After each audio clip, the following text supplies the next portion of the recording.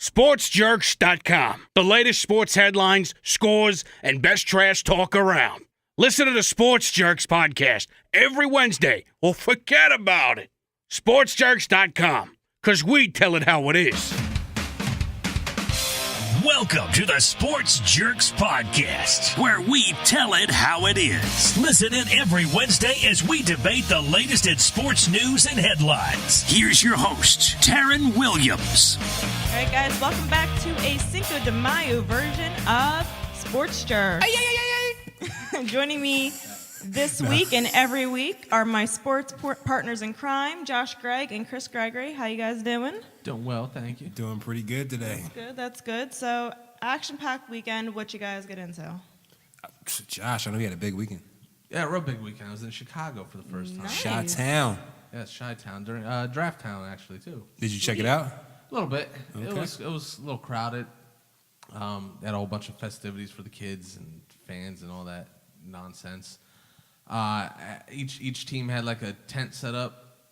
Basically, I guess you could sit in there. They had a TV in there. It was so you can see your team, who they were drafting and blah blah blah. So That's cool. Kind of congregate with your own fans, I guess. Mm-hmm. See any Broncos fans out there? There's every fan. Okay. I probably saw a team from every jersey, or Jersey from every jersey. team. Yes, I should say. Actually saw someone was rocking a 49ers jersey. Really? The new one. Okay, the black I'm one? not sure how I feel. The black one? Yeah. I like red. it. I like the I kinda do. the new look. I like the new Yeah, it was look. a Patrick Willis one too, which good for him because he's a legend, so that's Yeah. a good one to rock. Definitely. That was cool. It was definitely it was only a few blocks from the hotel, so there's just people all day just wearing jerseys and going in and out of the thing. So Dope. It was cool, man. It was a good time. Dope. That's all right. That's pretty cool. That's What about what's you, up. Chris? What'd you get into? I went to the racetrack on Saturday, bet on a couple horses, watched the Derby, caught the fight, or whatever they called it. But other than that, just chilled, watched a bunch of sports, and here we are now. Pretty much, yeah. A lot of sports this weekend. So that brings us to our first topic. After a busy weekend in the sports world with the NFL Draft, NBA playoffs, Yankees, Red Sox, the Kentucky Derby, and the Mayweather-Pacquiao fight, which event stole the show for you guys? All right, before we get into it, I just want to Cinco de Cinco de Mayo. Mayo, we So gotta do our shot. in the honor, we have a little shot of Patron. We're gonna do right here live on the podcast. All right. Woo! All right, salute. Woo. Happy Cinco de Mayo. Make sure you get your tequila shot today. Yeah, it's nice and warm. Oh man, but yeah, the thing that stole the show this weekend to me was Game Patron? 7. Clippers beating the defending champion San Antonio Spurs. That was a great game, great series, and how classy are the Spurs for going out the way they did. Praising Doc Rivers, Chris Paul, and those guys for fighting. So to me, that stole the show. The fight was a definite letdown.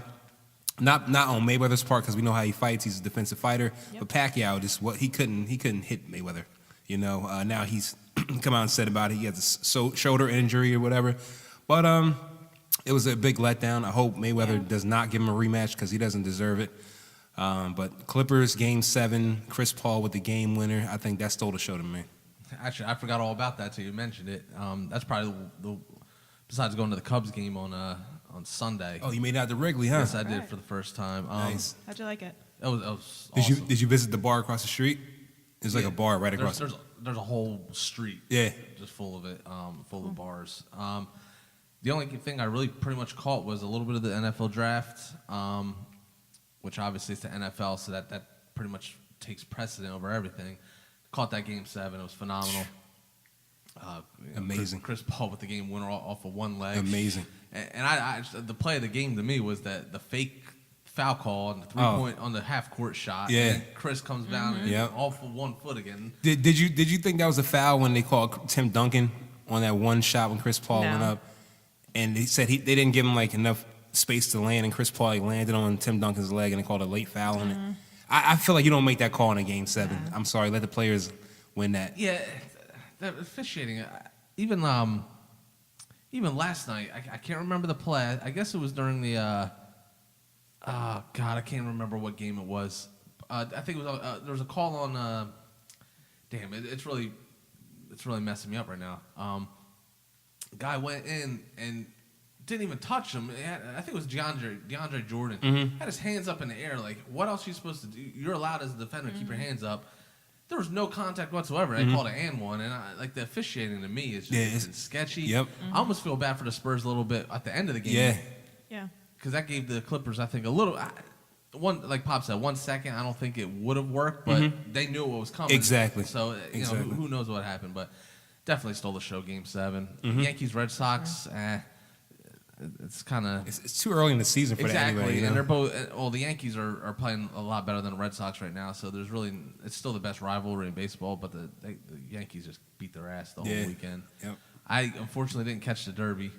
Yeah, I missed it too. I actually turned the TV on and it was just like they just had finished. my horse came in fourth. I was a little disappointed, but it happens. Did you win anything?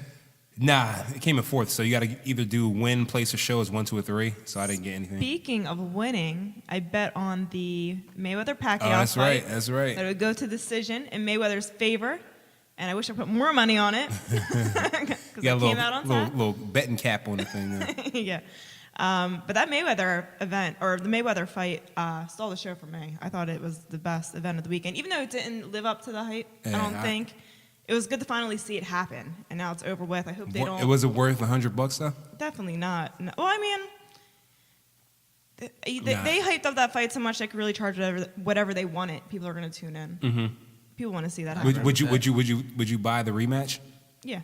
Wow, no way in hell. Yeah, I would buy the rematch. You'll be better off watching the on demand. Yeah, they're going to replay the fight this Saturday too on HBO too. So I would just wait for the replay. I don't even care. Yeah, I heard a lot of people were disappointed. Yeah, so I think he exposed Pacquiao for what he is. Exactly, but Pacquiao and all Pacquiao fans, whatever, they really thought he was going to come in there and knock Mayweather out. He couldn't hit the guy. Could not see him. Couldn't catch him. I don't know what he was doing out there. See, I'm not a big boxing guy, but from just listening to other people talk, it was almost like people were disappointed because it wasn't like a knockout. Mm-hmm. But people don't realize it's welterweights. Yeah, but Mayweather's a defensive fighter. He doesn't exactly. They don't understand his style of of boxing. Yeah, the name of the game though was the hit, not get hit. People were saying he was running, but nobody wants to stand there and get hit. You know what I'm saying? No, exactly. And like a lot of people, they're like they expect two guys just to go in there and just start beating the hell out of each other. Brawl, exactly. And that's boxing. It's a sport. As much as I don't care for it, it's very tactical. Exactly. It is, yeah. So, and I do respect. I respect it. I just can't. It's not the WWE. Like you're not. No, and it's not UFC where you have 3 minutes just to go in there and try to kill each other. He's undefeated because he is a defensive player. He's a smart boxer, yeah. And I expected him to play exactly like that. And Pacquiao, I knew he was going to expose him because he's beaten people Pacquiao's lost against. Do you think that shoulder really affected him? I don't think so. He's having surgery on it. I think the whole fight changed. It was like late in the first round. Pacquiao he ran at Mayweather, and Mayweather kind of tagged him one time. I think after that, Pacquiao was like, you know what? I can't run in for the knockout in this fight. He kind of played it safe, you know what I'm saying? So I don't think it had that much to do with it. Is it going to be a rematch in September? Nah, they're talking about giving him like a year, so Cinco de Mayo next year. I thought Floyd's retiring after September. That's what they were saying, but that's also when his Showtime contract ends, so he probably can go somewhere else and make a little more money too. He's all about the money. So the one thing I really didn't like about that fight was Pacquiao's interview afterwards. After the fight, I thought he was real immature and very bitter. And Mayweather, I thought, handled himself really well. He gave Pacquiao a lot of props, and Pacquiao was just like, oh, I thought I won that fight. He didn't do that good. Like, man, you lost by a lot. Like, it wasn't even close. Yeah, Max, what's the dude from Sports Nation? Yeah. You know Max, what's his? It's him and Marcellus on Sports Nation with Michelle Beadle. Max was interviewing Pacquiao after the fight, making him look like a complete idiot. Pacquiao's English isn't that great, but he was just like, oh, you thought you won the fight? Because from my perspective, you were nowhere even close. He was going on Mayweather. Pacquiao. So I kind of felt bad for Pacquiao right then.